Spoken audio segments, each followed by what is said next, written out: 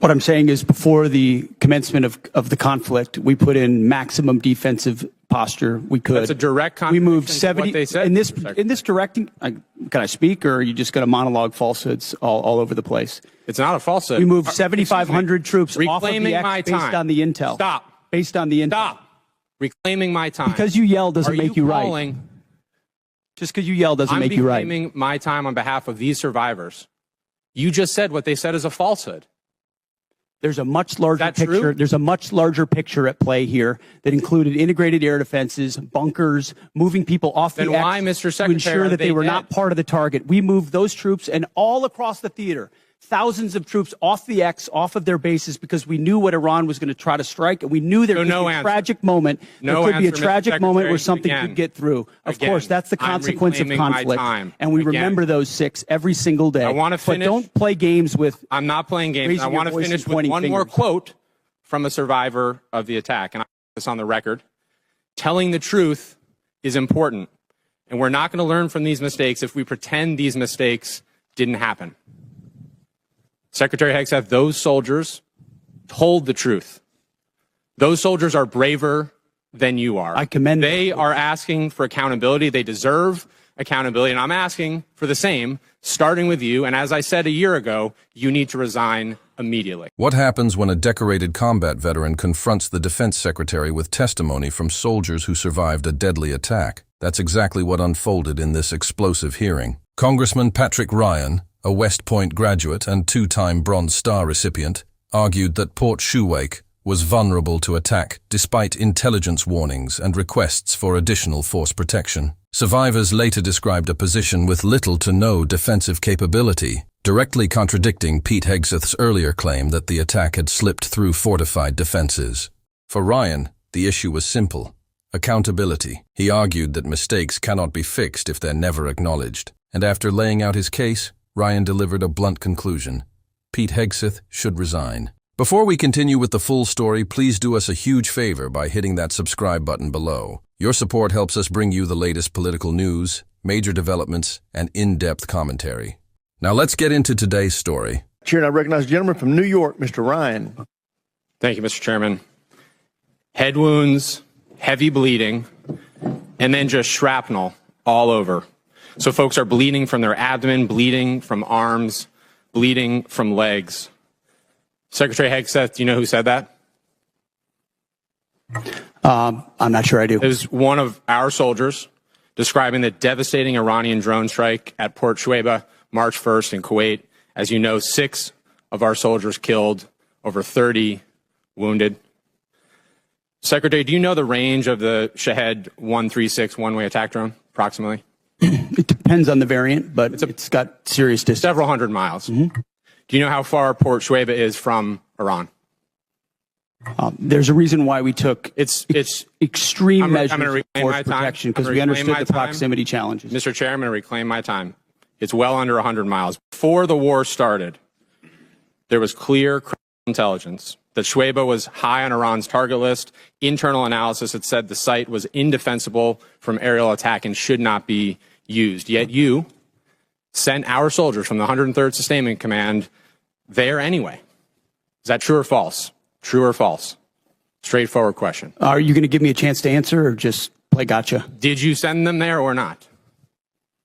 We took proactive I'll measures take that from the as a yes beginning to and ensure reclaim my force time. protection and defensive Now, posture were let's talk, maximized Mr. across Secretary, the theater. Let's talk about what defenses they had.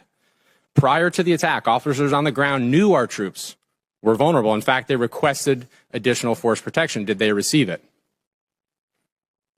Wherever humanly possible, force protection and counter I'll UAS save you was the always time. made available. They did not.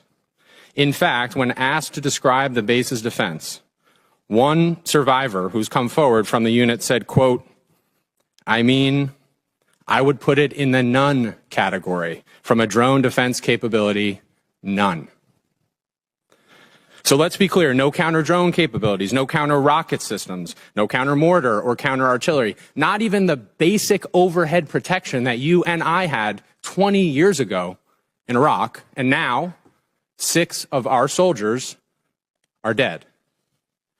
The next day, you downplayed the attack. You said it was a squirter that squeaked through fortified defenses. But since then, thankfully, brave survivors have come forward to set the record straight. One of our surviving soldiers told CBS, quote, "Painting a picture that one squeaked through is a falsehood." Another said the unit was, quote, "unprepared to provide any defense for itself. It was not a fortified position." Another survivor said the building's protection was about as weak as one gets. Secretary Hegseth, that is obviously in direct contradiction to what you said from the Pentagon podium the next day. So are you saying that these soldiers, our soldiers who survived this horrific attack, are lying? What I'm saying is before the commencement of the conflict, we put in maximum defensive posture we could. That's a direct contradiction. We moved 70 what they said, in this directing. Can I speak, or are you just going to monologue falsehoods all over the place? It's not a falsehood. We moved 7,500 troops off of the X based on the intel. Stop. Based on the intel. Stop. Reclaiming my time. Because you yell doesn't make you right. Just because you yell doesn't make you right. I'm reclaiming my time on behalf of these survivors. You just said what they said is a falsehood. There's a much larger picture. True? There's a much larger picture at play here that included integrated air defenses, bunkers, moving people off the X why, Mr. Secretary, to ensure that they were not part of the target. We moved those troops and all across the theater, thousands of troops off the X, off of their bases, because we knew what Iran was going to try to strike, and we knew there could be a tragic moment. There could be a tragic moment where something could get through. Of course, that's the consequence of conflict, and we remember those 6 every single day. I want to finish. But don't play games with. I'm not playing games. I want to finish with one more quote from a survivor of the attack, and I put this on the record. Telling the truth is important, and we're not going to learn from these mistakes if we pretend these mistakes didn't happen. Secretary Hegseth, those soldiers told the truth. Those soldiers are braver than you are. I commend them. They are asking for accountability. They deserve accountability. And I'm asking for the same, starting with you. And as I said a year ago, you need to resign immediately. I commend those soldiers. I yield back. Here now recognize the gentleman from Massachusetts, Mr. Keating. Thank you, Mr. Chairman. I want to talk briefly about the current U.S. doctrine and conduct of the administration in a particular event and a series of events, actually. As everybody in the dais and the witness table is aware, the Department of Defense Law of War Manual specifies that any order to kill shipwrecked persons in an illegal order would constitute a war crime. It isn't suggested there's a specific example to show a clear-cut example of what this entails in our own manual. With that in mind, let's look back a few weeks ago when a fishing crew ended a long day of hard fishing, scoring a full stock of albacore and swordfish on board. Without any warning or expectation, this small Ecuadorian fishing vessel, operating about 200 nautical miles off the Galapagos Islands, was militarily engaged by U.S. forces. It was hit once, then it was hit again.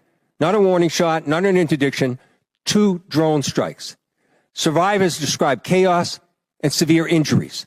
Our U.S. forces then handcuffed the crew at gunpoint, placed black hoods over their heads, seized and scrubbed their devices, and then held them for days.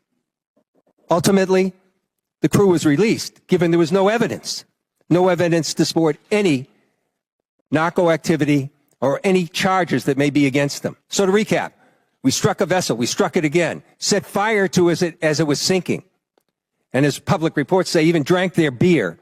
We detained the survivors, and then we let them go. This should be eye-opening.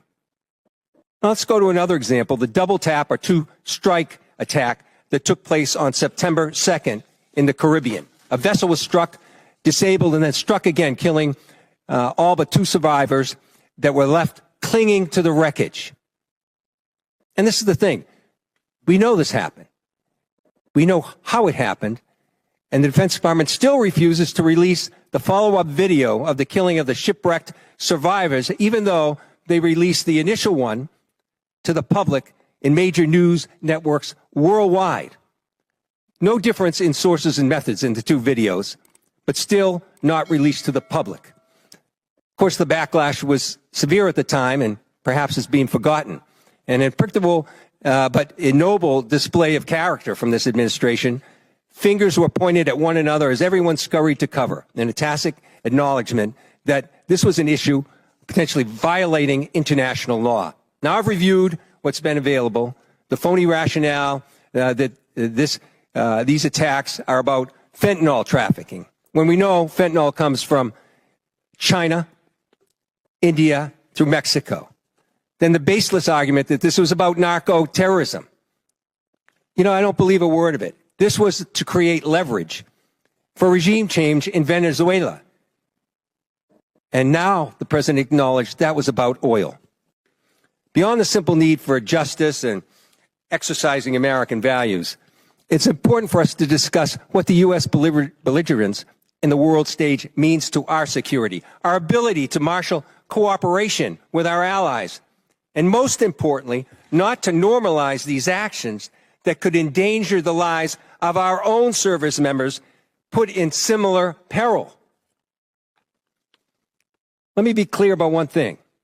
Whether it's these particular strikes discussed here, the one that killed 11 others off the coast of Venezuela, whether it's the 178 other killings, with each of these extrajudicial killings, the administration is pirating American values. We'll continue to investigate this. We will.